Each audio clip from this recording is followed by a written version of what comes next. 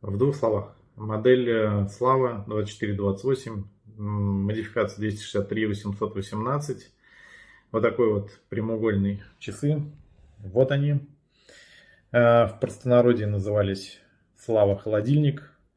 Одни из самых красивых часов, выпускаемых в СССР. Выглядят очаровательно. Золоченый корпус. Идеально подобран к нему ремешок. И очень красивый большой циферблат двухсоставной. На руке выглядит очень крупными.